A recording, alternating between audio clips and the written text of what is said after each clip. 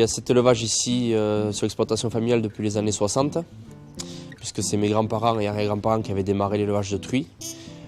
Sachant qu'ensuite mon père s'est installé en 85 et a développé l'élevage, puisqu'après en 98 il y a eu le gros changement puisqu'on a doublé, remis tout aux normes. Et aujourd'hui, moi j'ai rejoint en 2012 l'exploitation familiale. Ici on produit sur l'exploitation à peu près 3500 porcs charcutiers à l'année.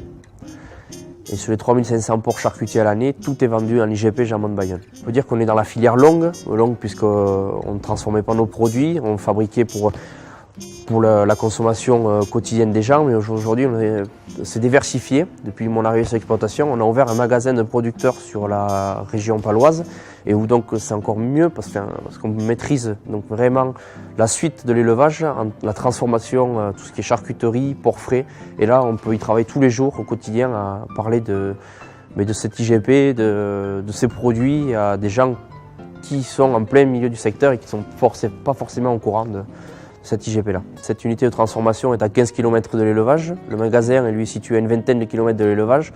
Donc tout reste ici vraiment dans le sud-est de la France et on travaille qu'avec des gens issus de la région. Si l'élevage n'existait pas, il n'y aurait pas de porc produit, il n'y aurait pas de transformation. Donc l'un a besoin sans l'autre. Nous, on est au démarrage de la filière.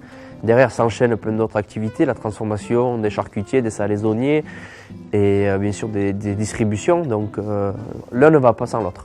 Le métier d'agriculteur, c'est plein de casquettes. En plus, quand on est éleveur, il faut savoir être un petit peu vétérinaire, il faut savoir bricoler, il faut savoir s'adapter, il faut savoir être vendeur, il faut savoir être acheteur, il faut savoir faire plein de choses. Et c'est ce qui est plaisant dans ce métier, c'est ce qui est une découverte au quotidien. Tous les jours, on découvre de nouvelles choses, on apprend de nouvelles choses et c'est vraiment ce qui est fantastique dans ce métier.